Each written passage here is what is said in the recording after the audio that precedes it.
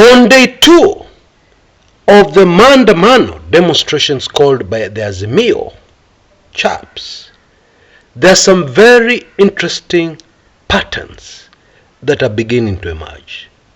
Even as some Kenyans are disappointed, and what they are saying is that on this second day, the demonstrations are not as rampant as they were. They are not as fierce as they were on the first day.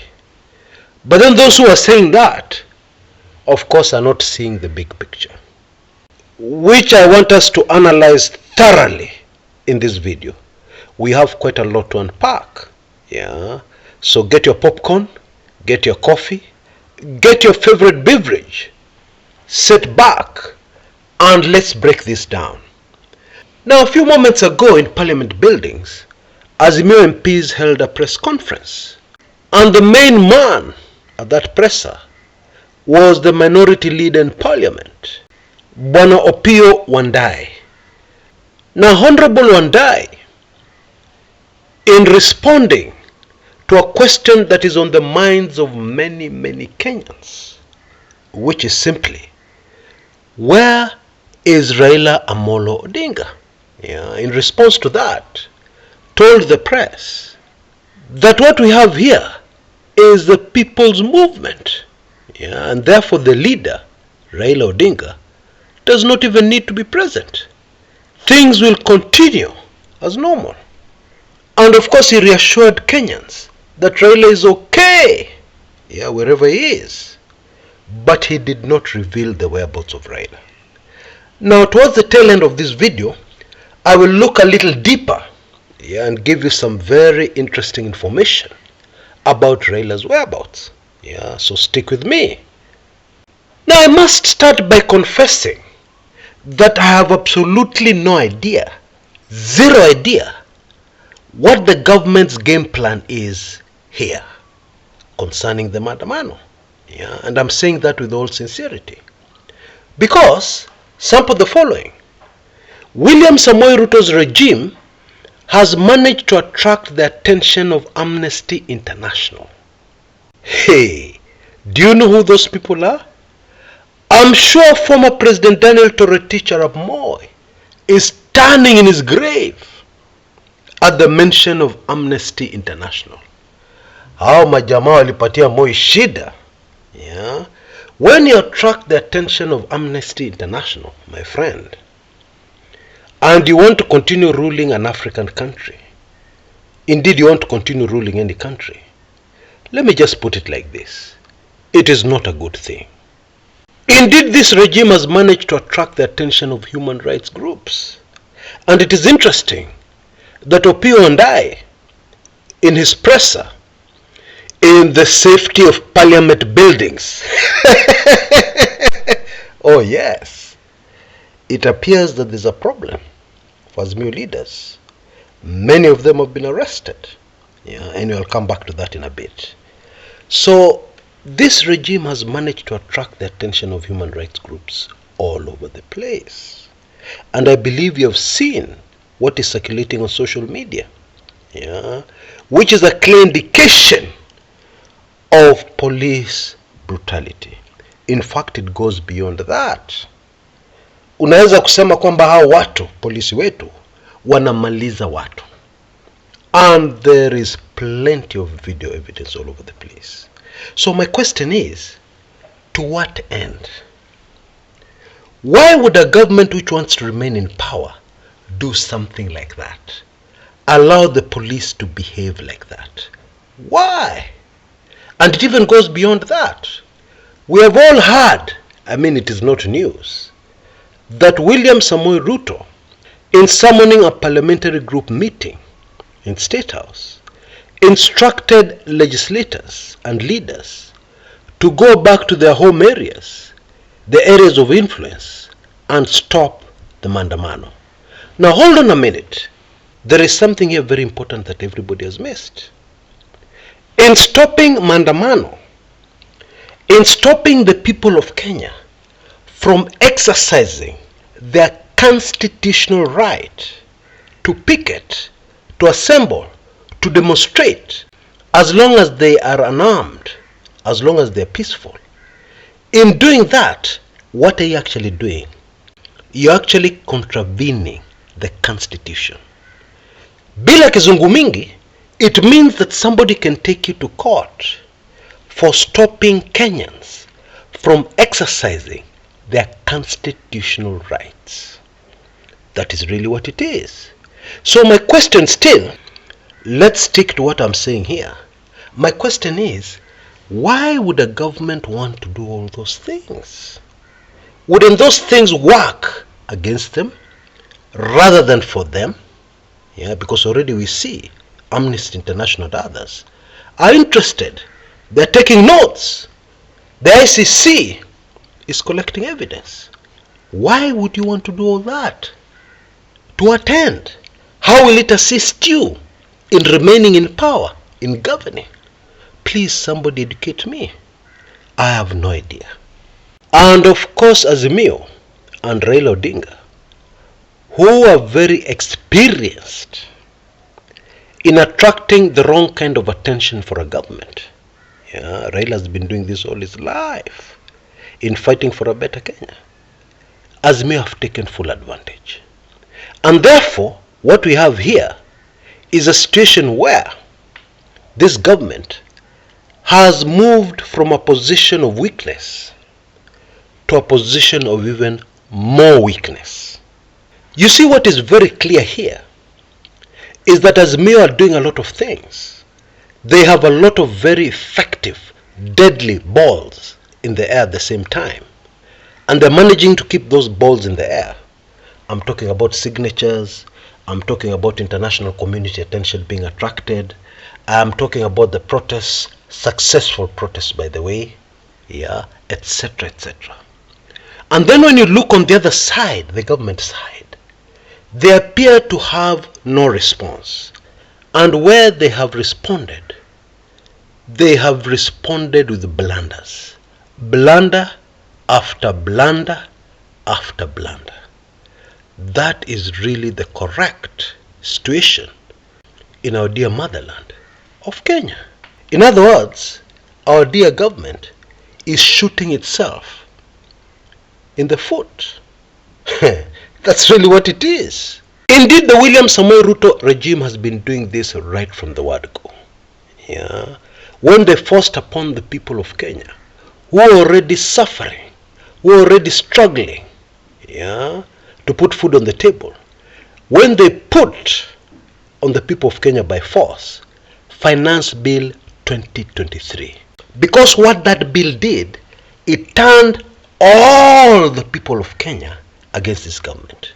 Now hold on a minute. This is politics. Whichever way you look at it, this is politics. A leadership is elected by the people, and that leadership remains in power, yeah, at the pleasure of the people. Okay, that's how you rule. So when you wake up one morning and you decide to use your majority in parliament, a majority that has been gotten in questionable circumstances, because what you have done is that you have gone to the opposition and bought MPs, bought members of parliament, bought support. When you do that and then finally you force things down the throats of suffering Kenyans, what do you expect? Tell me, what do you expect to happen? Because you rule at the pleasure of the people who elected you. So when you ignore those people and you tell them, please give me time to continue working, you're working for who? You're working doing what? Okay? Because you have to work in such a manner that those people who elected you, allegedly, are satisfied that you're working in their best interests. Now when you come up with this thing called Finance Bill 2023, how are you going to convince those people that you're working in their interests? Please educate me. And that's why I told you I have zero idea. But what I know for a fact is that this government is doing everything well and beyond their powers to bring themselves down. That is really what it is. Tuambiane ukweli bila uongo.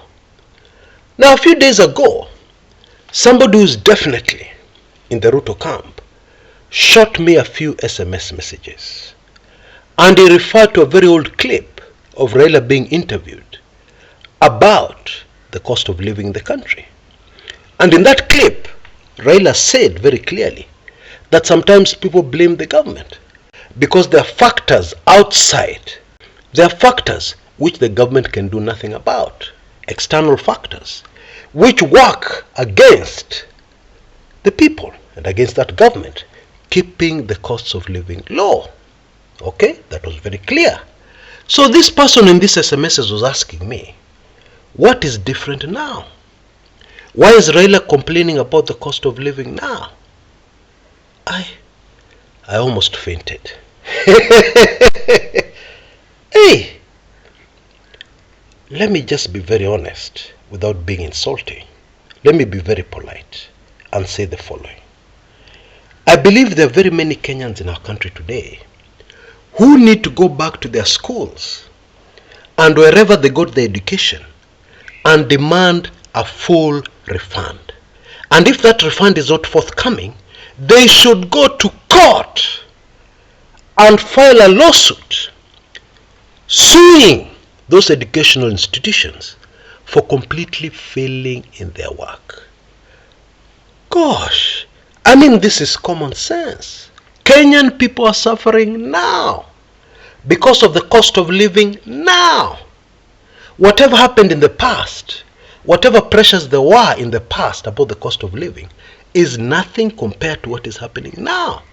Indeed, what is happening now makes the Uhuru administration, Uhuru too, the second term of his administration, look like the golden years in Kenya. I mean, then people had money in their pockets. People could survive. The price of fuel was not where it is today.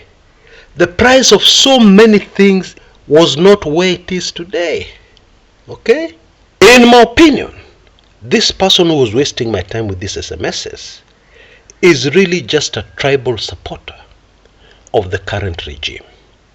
Because even where all this started was in the Weekly Intelligence Briefings Forum, where somebody who belongs to a certain community came out and strongly supported his community and strongly supported this regime based on nothing else except from where he's coming from. Based on nothing else except supporting Mtu wa nyumbani. That is really what it is. Anyway, my apologies for staying so long on that. Yeah, but I wanted to make it clear because this person claimed he has been my fan for a long time. And he said he trusts the way I look at things objectively without favoring one side over the other.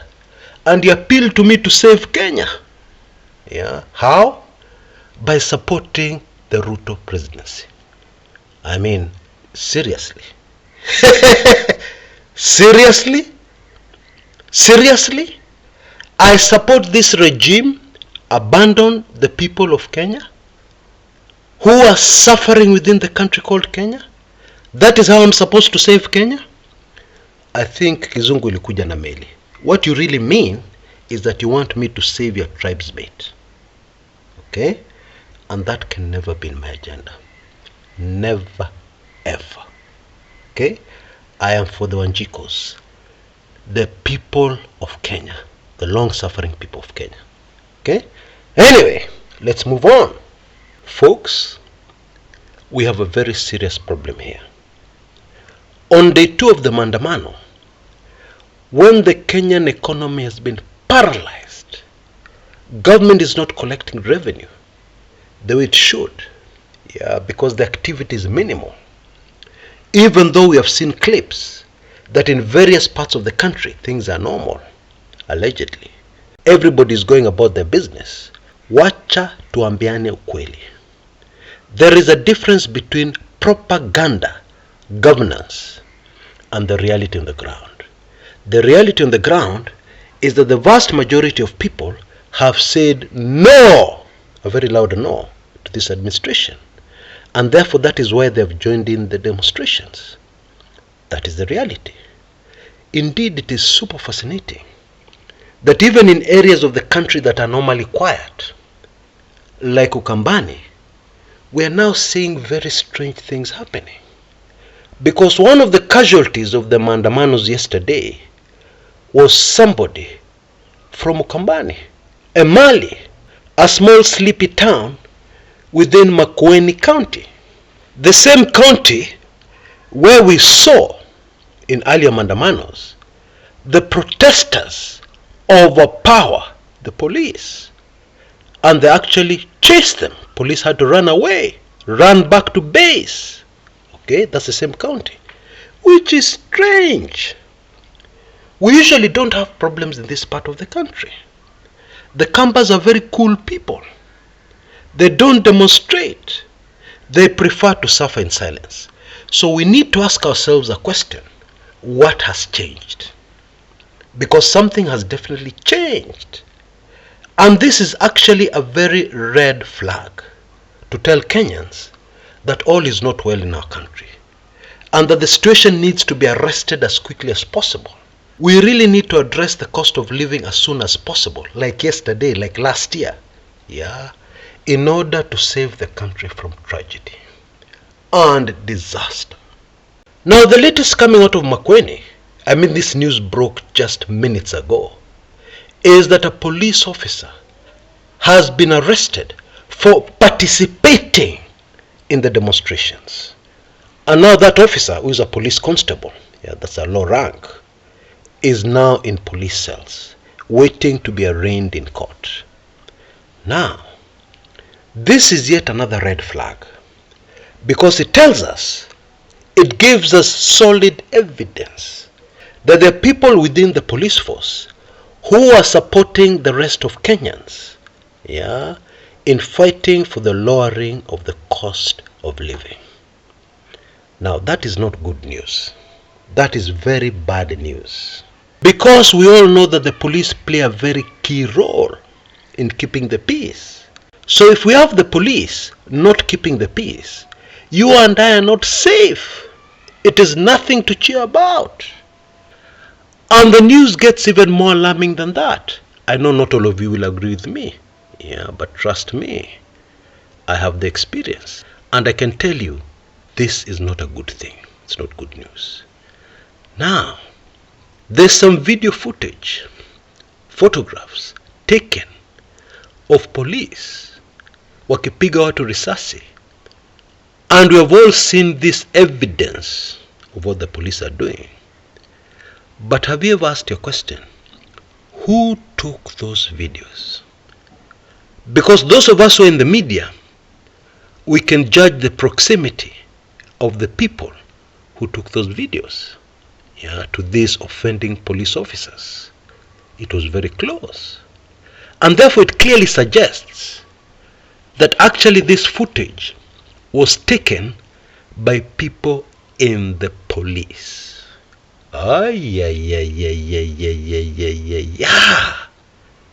Folks, that is very clear, and it should be very clear. Further evidence pointing to the fact that there are people within our security forces on the side of the people, not following the orders they've been given, but supporting the people. That is the very alarming development happening that we can report on this day 2 of the Maandamano. Now I can hear somebody asking, Chris, where do you get your information from? What is this news you're giving us? Because what we're being told in some quarters of the mainstream media is exactly the opposite. For instance, yesterday on national television, former police spokesperson Bwana Charles Owino said that actually, if Raila Odinga cannot control his supporters, and I'm quoting him, then he cannot escape the ICC, the International Criminal Courts at The Hague. What? That's what the man said. Now let me respond. Now, first of all, those remarks by Bwana Charles Owino, I am embarrassed. Because somebody who is such a high-ranking police officer should understand the law, should know these things. They should be at their fingertips. I do not want to speculate that Bwana Owino is already in politics. By the way, he vied in the last elections. He didn't make it. But I still do not want to speculate that he is in politics and that he may be supporting one side of the political divide by giving this misleading statement. Because how on earth would you take the leader of Azimio to the ICC for not controlling his supporters? The same supporters who are suffering human rights violations. The same supporters who are protesting against the government, which is insensitive to the high cost of living. Please explain that mystery to me. How does that happen? You know, Kenyans have been very confused. They are finding great difficulties. And I believe for these Kenyans it's deliberate, because people went to school. People can understand. People can exercise simple logic. But it seems they have great difficulties in understanding what the ICC is all about. And they also have great difficulties in understanding what crimes against humanity is. Okay? It would seem that some of them are suggesting that crimes against humanity is exercising one's constitutional rights. That is what it seems. Okay? So let's just ignore it for now, because it makes zero sense. Now, in a nutshell, the Mandamanos have been successful for the people of Kenya, not for Raila Odinga, for the people of Kenya, in exercising their constitutional right, in protesting against the high cost of living, which has been brought about mostly by government policies. Finance Bill 2023, removing food subsidies, removing subsidies on fuel, those government policies, which impact directly on the people. And by the way, policies that are unconstitutional, because our 2010 very beautiful constitution demands that the government ensures that the vulnerable in society are fed. They go out of their way to ensure that they have food. It is in the constitution. Read it. And so the people have been very successful on this day too, the Mandamano. It doesn't matter that in many parts of the country, there's some semblance of normalcy. That doesn't matter. The big issue is that the protests are being felt. And the truth is, even on this day too, we can feel it. Our children in Nairobi and Mombasa are still not in school. They're at home. Others who have insisted on going to school have been asked to go back home. So the impact is there. And of course there are pockets of incidences, which is very telling. You see, what has happened here is that most of the damage, because you see in these peaceful protests, what makes the news is misukosuko, confrontations, etc., etc. In day one, all that mayhem was caused by our security boys, not the peaceful protesters. And so what has happened on this second day is that those who are giving orders have realized that they exposed themselves, and therefore they are withdrawn. And that is why day two of the protests, in contrast, looks very quiet to day one. That is all it is. Think about it. That is really what it is. And of course, this is very telling. And the full responsibility must land on the government side. I suspect that all this was an Azimio strategy. They knew exactly what the government was planning. And therefore they decided, on this day one, we're going to play it very cool. Lie low. We are not even going to go out of our way to appeal to our supporters to come out. And so what happened? What happened is what we saw yesterday. It just blows my mind. When we are told, I saw a clip yesterday, when we were told that, we have the new unit that is supposed to deal with protesters coming in to help the regular police. And of course the regular police, anti-riot police, are armed with guns. But then the interesting thing is that this special unit, who come in cars without registration number plates, are armed to the teeth with very heavy automatic weapons. And they're in plain clothes. That's the interesting bit. Now think about it. Where in the world have you had police who are dealing with protesters are armed with automatic weapons? Not batons, not tear gas. They're dressed in plain clothes and they're armed with big guns. Hiyo umesikia wapi? Hii Kenya yetu. And next time that commentator on television needs to ask that question. Is this really the special police unit that has been formed recently to deal with protesters? Is this their style of dealing with protesters? Because we saw in the clip wananchi running away in terror, because they knew very well what this unit does. Oh boy. Oh boy. Anyway, as I promised, Raila Odinga's whereabouts. Now it is not news that the government has been looking for Raila Odinga. And they have been searching everywhere. It is not clear why they were looking for him. It is not clear whether they wanted to put him under house arrest, contain him in a certain area, or even arrest him altogether. It's not clear. But they have been looking for him. Now, younger Kenyans don't know this. But each of those many nicknames given to Raila Odinga has been earned. And one of them is Agwambo, which means I'm not a Luo. So my Luo brothers and sisters, please correct me if I'm wrong. Agwambo means the mysterious one. And this nickname was earned during the Moi days. One day, the Moi Special Branch police went looking for Raila Odinga to arrest him. And the story goes, as they approached the place where Raila Odinga was supposed to be, the intelligence information indicated that that was the last place he was seen.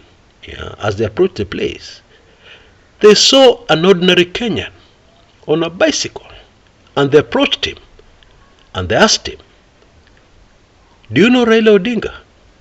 The person responded, "Yes." "Have you seen him?" The person responded, "No." And they proceeded to the gate to look for Raila Odinga. Now, that person they were talking to was Raila Amolo Odinga. They didn't recognize him. Raila Odinga is a master of disguise. You will remember another story when he was fleeing from the country through Uganda. And he was dressed like a Catholic priest, complete with papers. And he crossed the border. And nobody could recognize him. In his younger days, this man was a master of disguise. And therefore I wouldn't be surprised if, as they were searching for him all over the place, he was in plain sight. But they just couldn't recognize him.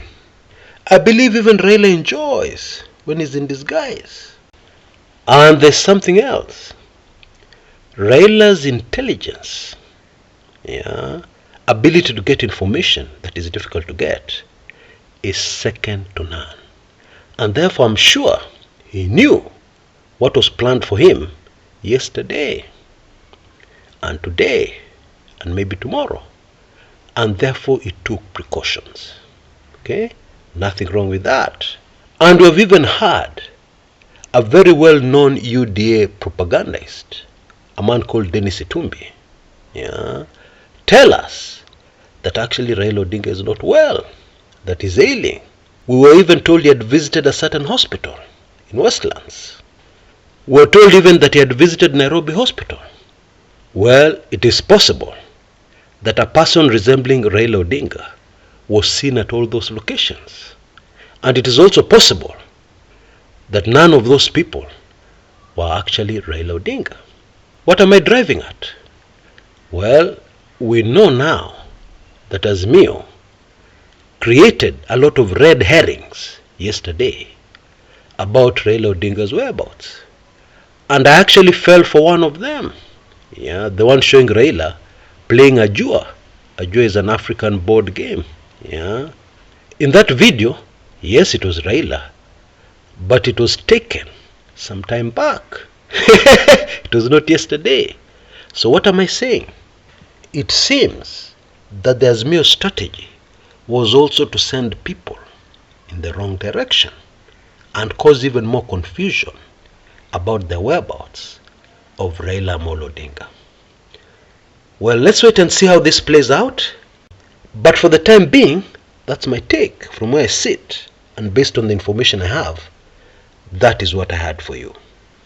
Now, I'd like to take this opportunity to thank those members of my weekly intelligence briefings who responded to my appeal, because there are many people whose subscription has expired, and I appeal to them to renew their subscriptions using our very latest offer. I believe you can see details on your screens right now. And I'm appealing to those who have not yet taken that step to do it. Now, I know times are hard. We're all suffering. That is true. But the current rates are very low. So please take advantage of them. Remember that you're supporting the work we're doing. And currently, if I was to be totally honest, in all my years of doing this, I have never passed a difficult time like the one I'm passing through now. So please renew your subscriptions.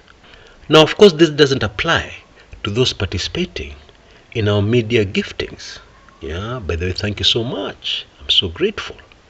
This does not apply to those people. So if you're one of those people who have already sent me gifts, ignore this message.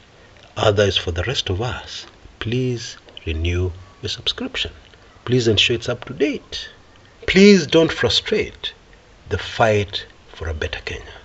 And I would like to apologize. I hope you didn't get me wrong. I'm not complaining. I am a fighter. You'll never hear me complaining, no matter how difficult times are. And I also have a lot of faith in Almighty God. But I just thought it would be a good idea to mention what I've mentioned. My very sincere apologies if I have offended anybody. Right. Until next time, this is Chris Kumekucha.